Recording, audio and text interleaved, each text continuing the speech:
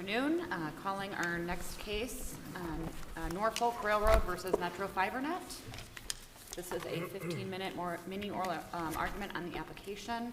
You have 2 minutes of a free fire zone that you may waive, and you may reserve time for rebuttal, but we ask that you keep track of that time yourself.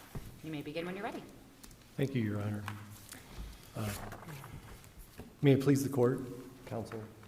My name is Joe Santoro, and I, along with my co-counsel, Adam Zwicker, represents Norfolk Southern Railway Company in this MOA proceeding. I will waive the free fire zone as well as reserve 3 minutes for rebuttal.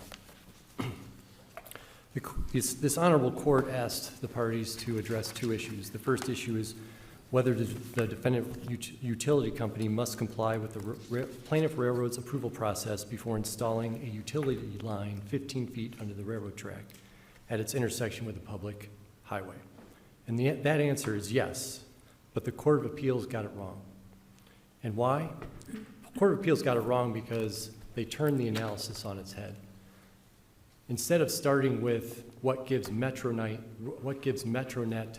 the right to infringe upon Norfolk Southern's constitutionally protected property rights, it started with what gives Norfolk Southern the right to seek or require permission and submit Metronet to its approval process to bore underneath the railroad tracks at a public right-of-way. Whether it's fee simple or a unique easement, it doesn't matter in this case, because in Michigan and all over the country pretty much, the railroad easement is the most burdensome easement that you can have. It's not an ordinary easement. It's an easement that is tantamount to fee simple. So whether it's fee simple or not, it's the same conclusion. And I think considerable consideration needs to be given to MCL 462.309. And in that specific statute of the Railroad Code, it says that a railroad owning tracks across a public street or highway at grade shall, at its sole cost and expense, construct and thereafter maintain. Counsel, good afternoon. I'm wondering if you could elaborate. What is the safety concern on this? Well, there are several safety concerns, Your Honor. First of all, concern for the public. Boring underneath the railroad tracks creates gaps or pockets. I see. And those pockets or gaps can be, whether it's into the roadbed or under the roadbed, whatever depth that is, those gaps have to be filled by the land above it, and that's called subsidence. So the subsidence occurs over time, and those gaps are filled. And if the railroad isn't given notice or doesn't participate in the boring process underneath its tracks, it doesn't even know that these gaps are created. So you have this subsidence phenomenon going on, and that lowers the track in this one area. And I think the amicus briefs that filed by AAR and Rail Pros, and I believe CSX and MRA, established that when you get even a deviation in the track geometry or alignment of 1.5 inches, you're talking about a condition that can cause a derailment. That's one thing. That's just one thing. And then if you don't provide notice to the railroad, just notice to the railroad that you're going to be boring underneath the tracks, there is the possibility that those contractors that never gave notice to the railroad, that don't know what's underneath the railroad tracks, are going to hit something, another line, another utility, a wire that controls the circuitry at an active warning device grade crossing. That's exactly what happened in January of 2024 after the Court of Appeals decision. There was a contractor who was putting in wire underneath the tracks for one of these telecommunication companies without giving notice to CSX.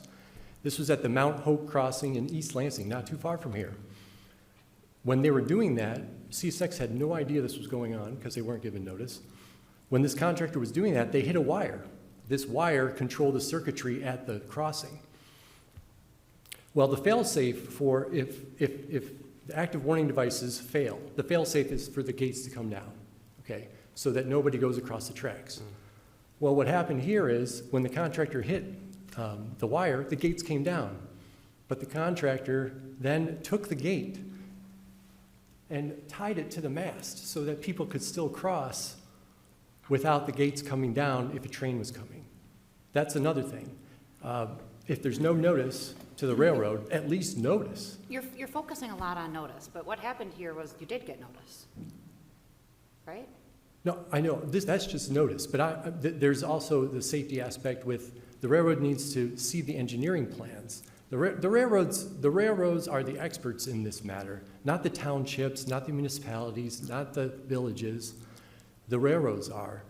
They need to see those engineering plans, and they also need to coordinate this process with the contractor. So your position is not that your client can say, no, you cannot do this at this crossing, only that they have to give notice and that they have to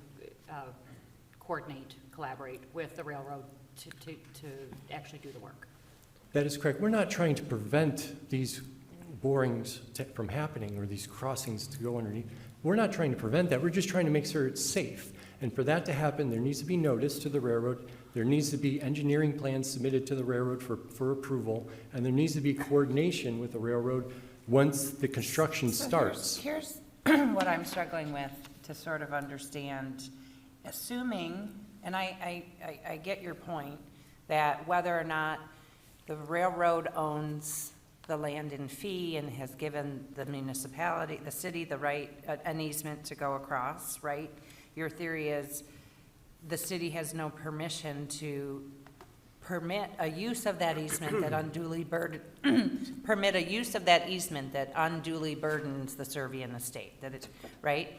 Or even if it's the city that owns the land and in fact it's the railroad that has an easement, and I get that there's maybe some dispute about that, which again calls into question whether or not C8 was proper. But even assuming that the city owns it, the railroad has the easement, it still, your contention is like, I would assume that a second in time easement can't unduly burden the first easement. But so my question is though, assuming your main theory that you own the property, that the railroad owns the property, the city has an easement, this is distinguishable from IDE because IDE, there was no question of the use of the easement that was going to burden the subservient estate. So IDE is not what we're talking about here. Is the city a necessary party? Because the city in the Metro Act is given authority to grant permits to the cable providers to do this. But if they're the ones that hold the easement, they're the ones giving permission to MetroNet to do it, isn't the city the one that's obligated to you, the railroad, to make sure that easement doesn't in fact unduly burden your estate? What ties MetroNet to have to do to deal directly with you as opposed to as a condition for their permit from the city? So you're asking, Like, would the city be a necessary party under your theory? I don't think that they would be a necessary party because the party that is trying to actually bore underneath the tracks is the utility company. The utility company is saying that they, like you say, are getting the permission from the road authority, whoever it is, municipality, township, village. There is a code, there is a specific provision in the railroad code. And by the way, the railroad code doesn't distinguish between fee simple, right-of-way, easement. It's whatever, if the railroad owns the land, if the railroad occupies the land, if the railroad has a right-of-way, the railroad code applies. And it applies to trespass, it applies to the railroad's duties to construct, maintain, repair, fix its grade crossings. It applies to putting in grade crossings, and it doesn't distinguish between those property interests. So whether or not the railroad has a fee simple or an easement, by the way, a burdensome easement, right away, it doesn't matter to the railroad code. And I want to direct the court to the specific provision of 309, and 462.309 1 imposes duties on the railroad. And those duties are to, when a railroad owns track across the public street or highway, that's all it needs to do, is own the track. And we pled that. Norfolk Southern pled that we own the track in the right-of-way in our complaint. The railroad then must construct and thereafter maintain, renew, and repair all railroad roadbed, track, and railroad culverts within the confines of the street or highway. Those are the state statutory duties that the railroad has with regard to grade crossings, public grade crossings. Section 7 of 309 then goes on to say, nothing in this section shall prohibit a road authority at its discretion and sole cost and expense from performing any of the work described in this section, provided that the road authority receives approval from and gives notice to the railroad. So basically what this statute is saying is, yes, railroad, you have these duties in 309.1. And those are the duties you have with regard to the grade crossing. But in 309.7, the legislature is saying, look, if the railroad isn't doing what it's supposed to do, road authority, you can go in and do what it needs, what the railroad is supposed to do, but only if you do it at your own sole cost and expense, and if you give notice to the railroad and you get approval from the railroad. So my question is, Metronet says in this case that it has the authority, the unfettered authority to go in and bore underneath the tracks without giving notice, without getting approval. I think their theory, or the lower courts have looked at it, that there isn't anything that requires them to do it in which the way that you're saying. But your complaint, again, and we're at a C8, right? Correct. Is that you're alleging a trespass. The question is, what authority do they have? It's not a trespass if they have authority to be on the land. What authority do they have to be on the land? And they're, I think under the Metro Act, they're saying, well, we can apply for a permit and the city lets us do that. But that still doesn't mean it's not a potential trespass, right? Right, Your Honor, and maybe I'm getting too long-winded here, but what I'm saying is 3097, 462.3097 says even the road authority needs to give the railroad notice. Even the road authority needs to get approval from the railroad to go through, to repair the roadbed, to go through the roadbed. How's roadbed defined? It's not defined. So that's a factual question that wasn't fleshed out. And the Court of Appeals... Does roadbed include 15 feet underground? Roadbed, so you have the tracks, you have the timbers, you have the ballast, the sub-ballast, and the roadbed, and then under that, like subgrade. So there's different components to the track system. The Court of Appeals... So if it's under the roadbed, is it roadbed? No, under the roadbed is like the subgrade under the roadbed. Okay. And then under that is the zone of influence that Rail Pros put in their brief. So I'm sorry, so the definition of roadbed has been defined? I mean, you just listed it out. So is there at some point during these proceedings it was defined? I'm sorry, I can't hear you. At some point during the proceedings was roadbed defined? The way that you just laid it out? Well, during the trial court proceedings? Yeah. I don't think there was ever a definition of roadbed. That wasn't in our complaint anyway. So, I mean, it's a factual question because the AAR, in its brief, says that there is no standard depth to roadbed. But I mean, it matters. I mean, I understand. I mean, I understand what you're saying, but it matters because it's, you know, that you're saying that there's authority under 30. I think it's 309, right? Yes. So you have to know what that means. Right. So the roadbed. The ballast and the sub-ballast lay on the roadbed. The roadbed is like the soil, the rocks, whatever the earth is underneath the ballast, the crushed stone, the big crushed stone. That's what the roadbed is. And the question that the Court of Appeals was trying to determine factually with the U.S. Department of Transportation study, and I think improperly, was how deep is it? Well, that was wrong for them to determine that. I do want to get back to if the road authority is required to give notice and get approval from the railroad for doing anything to the roadbed, how can Metronet have an unfettered right to do whatever they want to the roadbed? The road authority can only give away the rights that it has. It can't give anything more. So they're saying per the Highway Act, the road authority gave us all these rights. Well, the only right they have is, with regard to the roadbed, is to give notice and get approval from the railroad. And that's really all they could give away. It's a conditional right, not an unfettered right.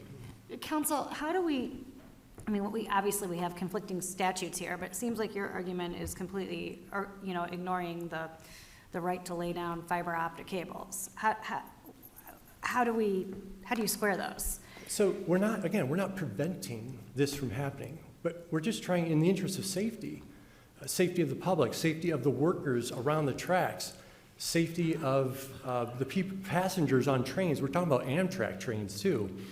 I mean, in the interest of safety, we need to have a process in place. And it So, starts with Norfolk Southern's So I know, Constitution. and there are certainly lots of federal regulations related to rail safety. Yes. So has there been any action pursued under those federal regulations, or alerting the proper authorities to take a look, or is it, you would have to wait till an injury happens? Like what, I mean, I'm just wondering, we have a whole bunch of regulations. Are those at issue in this case? I don't understand your question. The safety regulations, have any of Yes. them been implicated? The federal safety regulations in 49 CFR 213, yes, those are regulations that deal with. So have track- those been, has there been a action filed under those, or There- have you asked for an investigation under those? There is not. I mean, but we have real-world examples of safety nightmares happening just down the road here in East Lansing with CSX.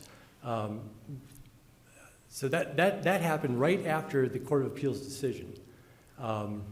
And that happened because the Telecommunications Association of Michigan sent out a memo right after that decision that said, hey, rush and get your cables underneath those tracks. And by the way, you only need to go 5 feet under the tracks instead of 15, which is even more of a safety issue. The TAM was telling its members that they only have to go 5 feet under. So there are several safety implications here. It starts with Norfolk Southern's constitutionally protected property rights. That's where it should start. 462.265, 462.309, these are statutes of authorization. They authorize conduct by the road authority. They authorize conduct by utilities. What is not in the statute is not allowed. And I think that's where the Court of Appeals went wrong. Thank you. I'm sorry, you said, well, what's not in the statute is what is I'm not sorry? allowed? I'm sorry. Your conclusion, I want to make sure I heard you. What is not in the statute is what is not allowed, and that's where the Court of Appeals erred? Is that what you just said?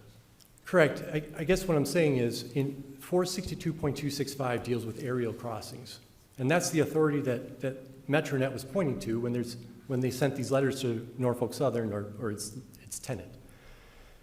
And they said, according to 462.265, we have the right to bore under your tracks. And we said, no, you don't, because that only deals with aerial crossings.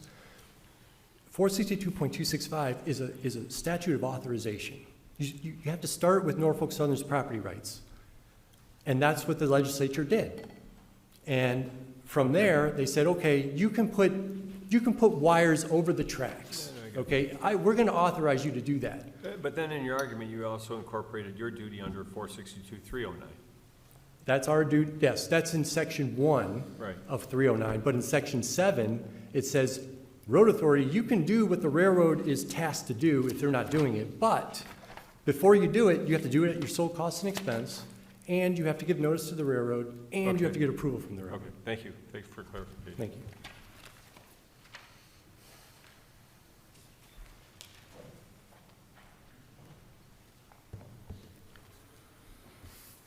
Good afternoon, Your Honors. May it please the Court, Michael Donnelly on behalf of Appley Metronet. I have at council table with me my colleague Laura Fossier, and also at council table is Sean Gallagher. He filed an amicus with the Michigan Cable Telecommunications Association. As this Court's aware, there were two subjects that the court wanted briefing on and oral argument on, the first being that Metronet must comply with the railroad's approval process before installing a utility line 15 feet under the road track at an intersection with a public road. And then the second being whether the consideration of certain evidence by the Court of Appeals was improper in reaching its decision. I'll start with the first issue. It's interesting having heard Brother Counsel discuss where the case must begin, which is to assume that Norfolk Southern has a property interest in the area below the tracks. And as he indicated, there hasn't been no determination of that, because as they began to present the case, one thing they've been is very consistent, which is they continued throughout this case to attempt to create a property right by what he just discussed and what Justice Zara had mentioned was that there was an absence in the statute. So we started with Section 265, and we asserted that that gave us the right. That's for aerial crossings. Our interpretation was that it included subterranean crossings based on the language. That was not accepted by the court. But that is an interesting statute to look at because that doesn't require anything but notice. It doesn't require that the Counsel, parties. could you explain the safety concerns? Because it's Sure. from what Brother Counsel said, this is creating a real ultra-hazardous, very dangerous situation. Is that in fact the case? And if it's not, why? It is not, Your Honor, because a couple of things. The implication that the Court of Appeals ruling is just open to a free-for-all is absolutely false. We know under the Metro Act that the utilities, or particularly the broadband fiber optic companies, are required through the municipalities to take into account the safety, health, and welfare of the public in doing so. And they're authorized, the municipality through the Metro Act is authorized to take any action necessary to protect that.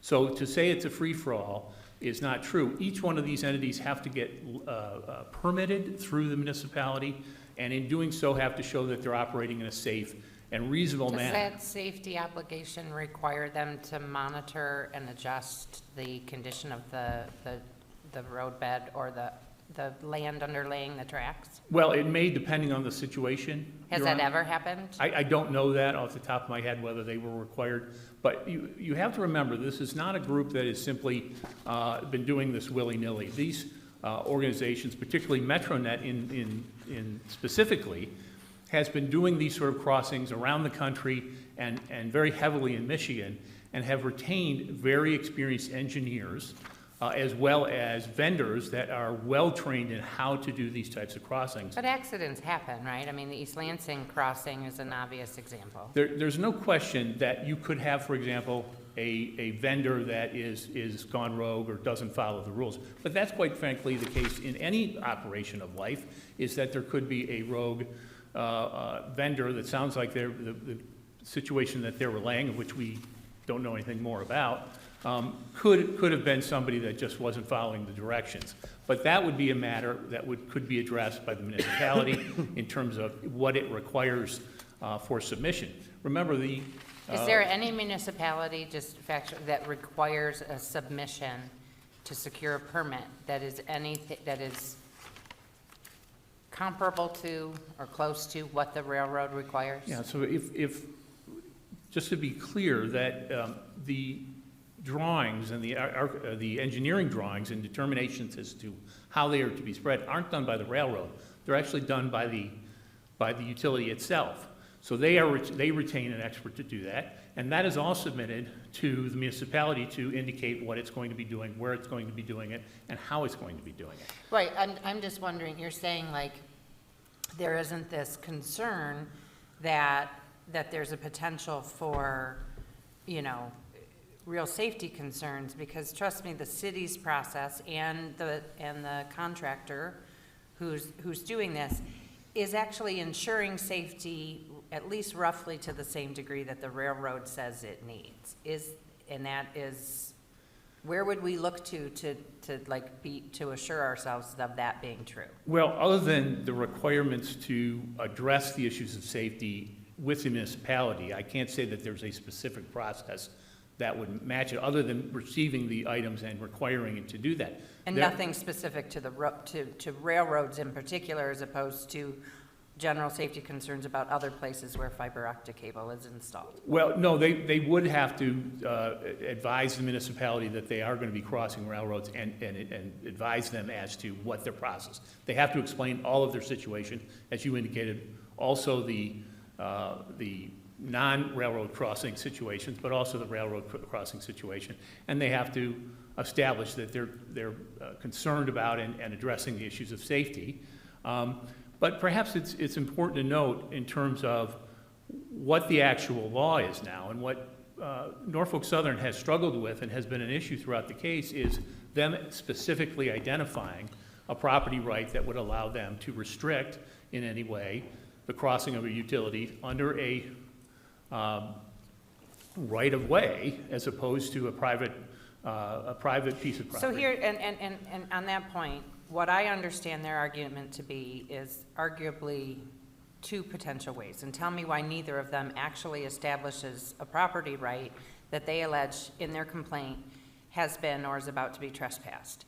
The one theory is that they own the land and granted an easement to the city, and therefore the city, in using that easement, either themselves or by granting somebody else use of it, can't unduly burden the Servian estate. That's one theory. The other theory is that it's the city that owns the land, and the railway has been granted the easement to be there, but they're a first-in-time easement, and so any subsequent easement or use that the city permits MetroNet to do can't unduly burden the other estate. So why are those not, at least for C8 purposes, property interests alleged that are subject to trespass? Maybe there isn't an unduly burdensome. Maybe the process that gets handled through the city and everything else, maybe it turns out they don't own it, it's the city. I mean, like, why are we in the realm of C8? But why are those two bases not, in fact, asserted property rights? Sure. So let me address one thing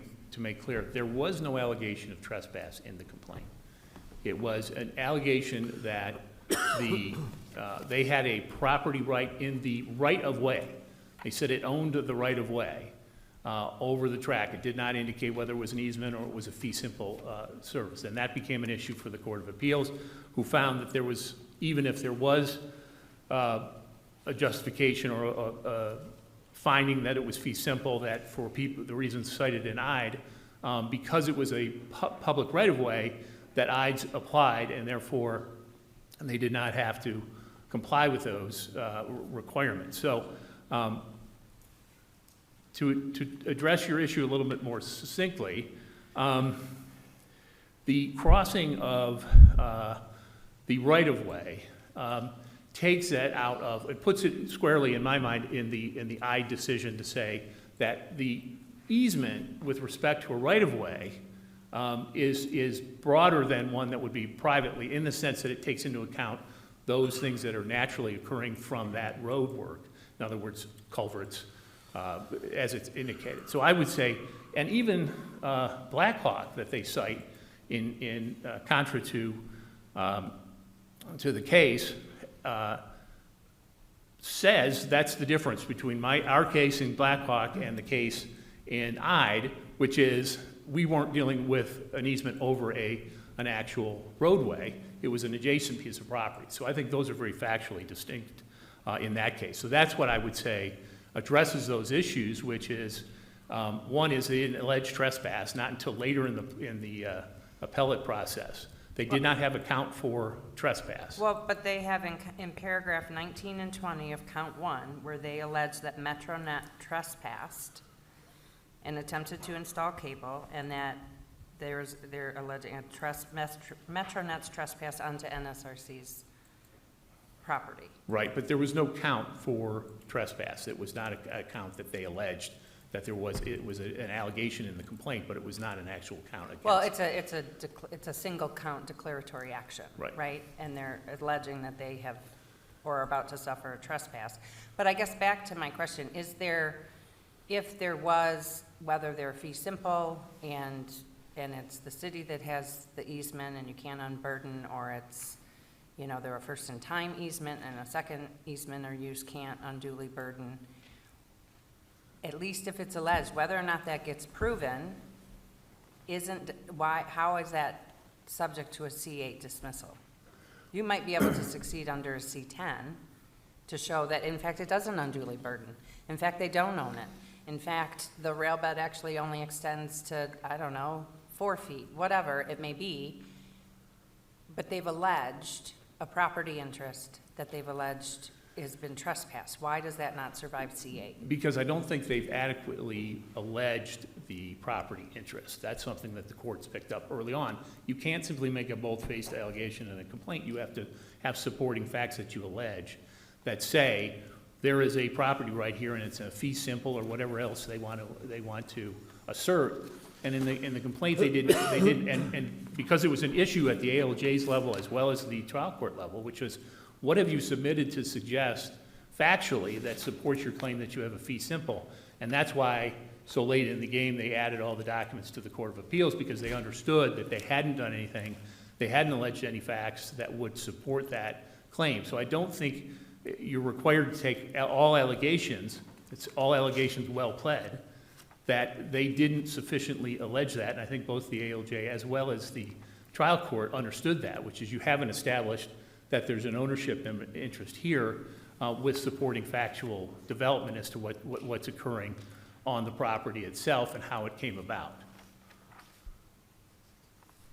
And that leads me to... Can I take it to a different issue?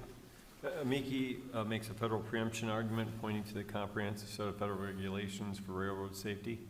Can you address that for me briefly? Yes. The issue here is that those safety standards are for the operation of the railroad.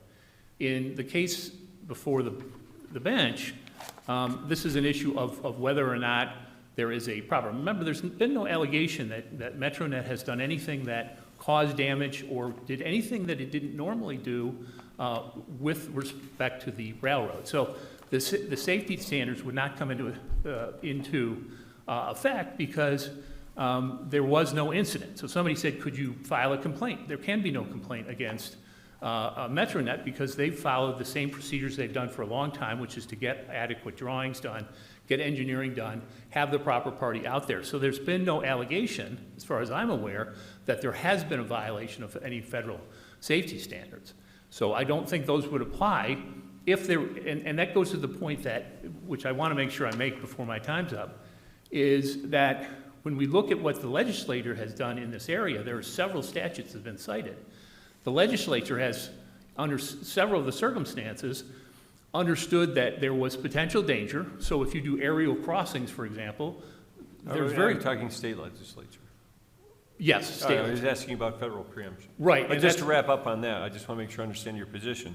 There is a tremendous amount of regulation that relates to safety of the railroad, but not relating to 15 feet underground laying on line. It relates to how the operation of railroads are conducted, and therefore it's not within the realm of a federal preemption question. Correct. Is that how I Your understand Honor. your Yeah, that's answer? exactly Okay. what I'm saying. That's exactly what I'm saying. So, and I think that's important to understand. You see the pattern in this case with respect to Norfolk Southern trying to find a property right based on the negative implications of the statutes that it cited. So it said, for example, that Section 265 because it didn't apply to this situation, somehow authorized it to have control over 15 feet below. And we know that's been rejected on several different tribunals in this case, as well as then saying simply because the Metro Act and the Highway Code didn't mention railroads. Well, we know that railroads existed at the time. We know that railroads are not exactly uncommon and crossings are not uncommon. So the implication is not that it didn't mean it to attach to that. It's that it actually meant to include it and didn't carve it out and say something has to happen differently at the at the railroad crossings. So I would say the implication is the direct opposite. I see my time is up. Any further questions? Anything else? I don't see any. Thank Okay, you. thank you very both. much. The case will be submitted. Appreciate it.